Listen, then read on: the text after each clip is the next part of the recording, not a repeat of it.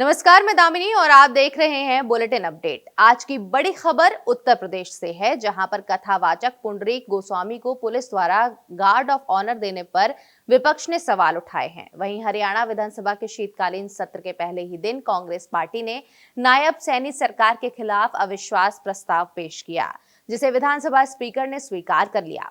आज सदन ने मऊ घोषी से सपा विधायक सुधाकर सिंह के निधन पर शोक व्यक्त किया और मुख्यमंत्री योगी आदित्यनाथ, विधानसभा अध्यक्ष सतीश महाना और अन्य नेताओं ने उन्हें श्रद्धांजलि दी। और देखिए, बांग्लादेश के छात्र नेता शरीफ उस्मान हादी का इलाज के दौरान निधन हो गया। उनकी मौत के बाद वहां हालात तेजी से बिगड़ रहे हैं और कई शहरों में हिंसक प्रदर्शन हो रहे हैं।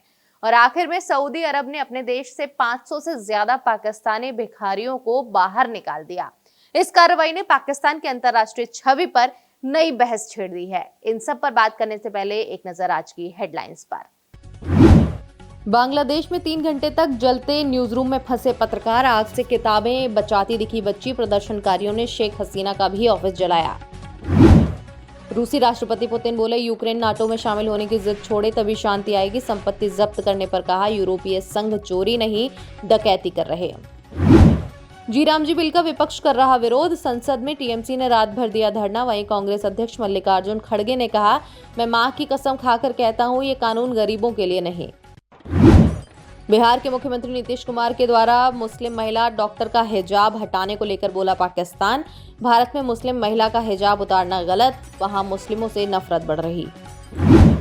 टीएमसी सांसद महुआ मोइत्रा के खिलाफ सीबीआई चार्जशीट दाखिल नहीं करेगी। दिल्ली हाईकोर्ट ने लोकपाल का आदेश रद्द किया। पैसे लेकर संसद में सवाल पूछने का था मामला। और अब खबरें विस्तार से। एक पुलिस परेड में गार्ड ऑफ ऑनर दिया गया, लेकिन इस बार रिसीवर कोई नेता या अधिकारी नहीं बल्कि धार्मिक कथावाचक था। बहराइच का वायरल वीडियो दिखा रहा है कि कथावाचक पुंडरीक गोस्वामी का पुलिस लाइन में भव्य स्वागत किया गया। पुलिस ने सलामी दी और पूरे दृश्य ने किसी संवैधानिक पदाधिकारी के स्वागत जैसा माहौल बना दिया।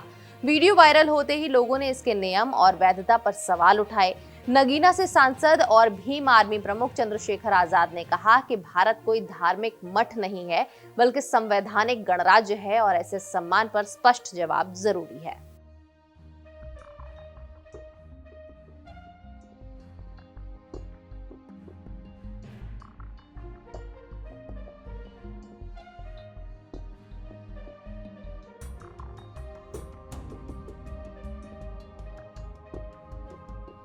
उन्होंने सोशल मीडिया प्लेटफॉर्म एक्स पर वीडियो साझा करते हुए कहा कि भारत कोई धार्मिक मठ नहीं बल्कि एक संवैधानिक गणराज्य है। उनका कहना है कि देश का संचालन संविधान और कानून से होता है, न कि किसी धार्मिक आस्था या पहचान से। चंद्रशेखर आजाद ने सीधे सवाल पूछा कि पुंडरीक गोस्वामी कौन सा संवैधानिक पद संभालते हैं और किस कानून या प्रोटोकॉल के तहत उन्हें गार्ड ऑफ ऑनर दिया गया। चंद्रशेखर ने इस घटना को केवल एक प्रशासनिक चूक मानने से इनकार किया। उन्होंने कहा कि सलामी और परेड राज्य की संप्रभु शक्ति का प्रतीक होती है, जिसे आमतौर पर संवैधानिक पदों पर बैठे लोगों, शहीदों या विशेष अधिकारिक अफसरों पर ही दिया जाता है। ऐसे में किसी कथावाचक को ये सम्मान देना संविधान की मूल भावना के खिलाफ है। उन्होंने आरोप लगाया कि इससे ये संदेश जाता है कि धर्म को कानून से और आस्था को संविधान से ऊपर रखा जा रहा है। मामला तूल पकड़ने के बाद पुलिस मुख्यालय भी हरकत में आया। यूपी के डीजीपी राजीव कृष्ण ने इस पूरे मामले पर संज्ञान लिया और बहराइच के पुलिस अधीक्षक से जवाब तलब किया। पुलिस मुख्यालय की ओर से साफ किया गया कि पुलिस परेड ग्राउंड का इस्तेमाल केवल प्रशिक्षण और निर्धारित आधिकारिक समारोहों के लिए ही किया जाता है। इसके अलावा किसी अन्य उद्देश्य के लिए इसका इस्तेमाल नियमों के खिलाफ माना जाएगा। इस घटना के सामने आते ही राजनीतिक बयानबाजी भी तेज हो गई है। समाजवादी पार्टी के प्रमुख अखिलेश यादव ने सरकार पर निशाना साधते हुए कहा कि जब पुलिस सलामी देने में व्यस्त रहेगी तो प्रदेश के अपराधी बेखौफ रहेंगे। उन्होंने सवाल उठाया कि क्या पुलिस अपने असली काम यानी कानून व्यवस्था संभालने से भटक रही है। वहीं हरियाणा विधानसभा का सत्र शुरू होते ही सियासी माहौल गर्म हो गया। पहले ही दिन कांग्रेस ने नायब सैनी सरकार के खिलाफ अविश्वास प्रस्ताव पेश किया। स्पीकर ने इसे मंजूरी दे दी है और अब शुक्रवार को सदन में इस पर गहन चर्चा होगी। सत्र के पहले दिन विधायकों के ड्रेस कोड और अंदाज भी चर्चा का केंद्र बने रहे। विशेषज्ञों का कहना है कि यह अविश्वास प्रस्ताव सरकार के लिए पहला बड़ा राजनीतिक इशारा साबित होगा। शुक्रवार सुबह 10:30 बजे विधानसभा की कार्यवाही शुरू हुई। स्पीकर हरविंदर कल्याण ने सदन को जानकारी दी कि अविश्वास प्रस्ताव पर चर्चा के लिए दूसरी बैठक का समय तय किया गया है। कांग्रेस सरकार को घेरने के मूड में है और कानून व्यवस्था से लेकर प्रशासन तक कई मुद्दों को उठाने की तैयारी में है। हालांकि अगर संख्या बल की बात करें तो नायब सैनी सरकार पूरी तरह मजबूत स्थिति में दिखाई दे रही है। हरियाणा विधानसभा की कुल 90 सीटों में बीजेपी के पास स्पष्ट बहुमत है। 2024 के विधानसभा चुनाव में बीजेपी ने 48 सीटें जीती थी, जबकि कांग्रेस को 37 सीटें मिली थी। इनेलो को 2 सीटें मिली और 3 निर्दलीय विधायक भी विधानसभा पहुंचे। इन तीनों निर्दलीय विधायकों का समर्थन बीजेपी सरकार के साथ है। इस तरह बीजेपी के पास कुल 51 विधायकों का समर्थन है, जो सरकार को सुरक्षित बनाए हुए है। ये भी ध्यान देने वाली बात है कि कांग्रेस इससे पहले भी 2 बार अविश्वास प्रस्ताव ला चुकी है, लेकिन हर बार उसे नाकामी हाथ लगी है। मार्च 2021 में तत्कालीन खट्टर सरकार के खिलाफ लाया गया अविश्वास प्रस्ताव गिर गया था। उस वक्त सरकार के पक्ष में 55 और विरोध में 32 वोट पड़े थे। इसके बाद फरवरी 2024 में भी कांग्रेस ने एक बार फिर अविश्वास प्रस्ताव पेश किया, लेकिन तब भी सरकार ने बहुमत साबित कर दिया। गौरतलब है कि विधानसभा चुनाव से करीब 6 महीने पहले हरियाणा की राजनीति में बड़ा उलटफेर देखने को मिला था। बीजेपी ने मुख्यमंत्री का चेहरा बदला, जेजेपी से गठबंधन तोड़ा और सरकार पर अल्पमत आने का आरोप लगे। हालांकि बाद में बीजेपी ने विधानसभा में बहुमत साबित करके सभी अटकलों पर विराम लगा दिया। वहीं उत्तर प्रदेश विधानसभा का शीतकालीन सत्र आज से शुरू हो गया है और पहले दिन ही सदन में राजनीतिक गतिविधियां देखने को मिली। आज सदन ने मऊ घोषी से सपा विधायक सुधाकर सिंह के निधन पर श्रद्धांजलि अर्पित की। मुख्यमंत्री योगी आदित्यनाथ, विधानसभा अध्यक्ष सतीश महाना और अन्य नेता शोक व्यक्त करते हुए शोकाकुल परिवार के प्रति संवेदना जताई। सदन ने उनके सम्मान में 2 मिनट का मौन रखा। हालांकि ये सत्र छोटा था, लेकिन इसके दौरान विपक्ष और सरकार के बीच बहस और राजनीतिक हलचल की उम्मीद है।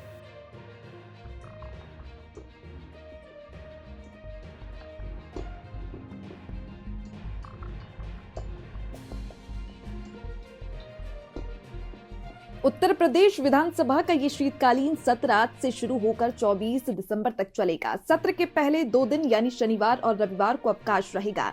22 दिसंबर को अनुपूरक बजट पेश किया जाएगा, जिस पर चर्चा और मतदान होगा। सरकार ने बजट और अन्य प्रस्तावों पर विपक्षी सवालों का सामना करने के लिए तैयारियों को अंतिम रूप दे दिया है। वहीं सपा सरकार को घेरने की तैयारी में है। सदन में सपा के निशाने पर SIR और कोडिन कफ सिरप मामले हैं। सपा का आरोप है कि इन मामलों में सरकार ने भेदभाव किया और जवाबदेही नहीं निभाई। सपा के अलावा विपक्ष सरकार को कानून व्यवस्था, खाद की कालाबाजारी, गन्ना किसानों के बकाया भुगतान, महंगाई और बेरोजगारी जैसे मुद्दों पर भी घेर सकती है। विशेषज्ञ मानते हैं कि इन मुद्दों पर सदन में हंगामा और तीखी बहस होने की संभावना है। सरकार ने इस सत्र में विपक्षी सवालों का जवाब देने के लिए मंत्रियों को पूरी तैयारी के साथ निर्देश दिए हैं। सदन में और बाहर हंगामे को देखते हुए सुरक्षा व्यवस्था को भी पुख्ता कर दिया गया है। सरकार का मकसद है कि किसी भी तरह की अव्यवस्था या हिंसा को रोका जाए और बजट और अन्य महत्वपूर्ण मुद्दों पर कार्यवाही सुचारू रूप से हो। पिछले सत्रों में भी सपा ने अविश्वास प्रस्ताव और विभिन्न मुद्दों पर सरकार को घेरा था, लेकिन भाजपा के पास सदन में पर्याप्त संख्या बल होने की वजह से सरकार को कोई बड़ा खतरा नहीं था। इस बार भी भाजपा के पास बहुमत है, इसी वजह से सरकार को स्थिर माना जा रहा है। वहीं बांग्लादेश के मशहूर छात्र नेता शरीफ उस्मानी हादी का इलाज के दौरान निधन हो गया। उनकी मौत के बाद पूरे देश में तनाव और असुरक्षा की स्थिति बन गई है। शरीफ उस्मान हादी बांग्लादेश के युवा नेताओं में एक प्रमुख चेहरा थे।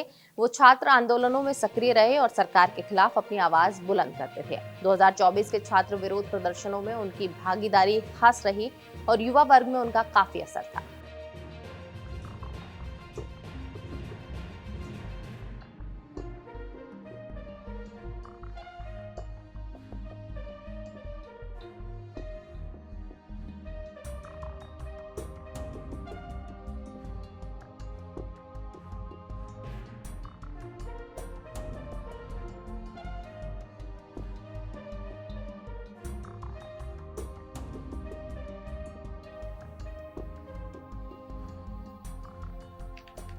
अज्ञात हमलावरों ने उन्हें गोली मार दी।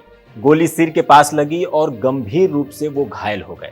उन्हें तुरंत अस्पताल ले जाया गया, लेकिन हालत इतनी नाजुक थी कि उन्हें बचाना नामुमकिन सा लग रहा था। डॉक्टरों ने सलाह दिया कि 15 दिसंबर को उन्हें बेहतर इलाज के लिए सिंगापुर लेकर जाया जाए। सिंगापुर में एक बड़े अस्पताल में उन्हें आईसीयू में रखा गया। कई दिनों तक इलाज चला लेकिन उनकी हालत में सुधार नहीं हो सका। आखिरकार 18 दिसंबर को इलाज के दौरान उनकी मौत हो गई। हादी की मौत की खबर सामने आते ही बांग्लादेश में गुस्सा भड़क उठा। ढाका समेत कई शहरों में छात्र और समर्थक करने वाले उनके लोग सड़क पर उतर आए। कई जगह तो प्रदर्शन हिंसक होने लगे। कुछ मीडिया दफ्तरों पर भी हमला हुआ, गाड़ियों में आग लगाई गई और पुलिस से झड़प भी हुई। कई जगह भारत के खिलाफ नारेबाजी भी देखने को मिली। ढाका में भारतीय उप उच्चायुक्त के बाहर भी प्रदर्शन होते हुए कुछ तस्वीरें दिख जाएंगी आपको।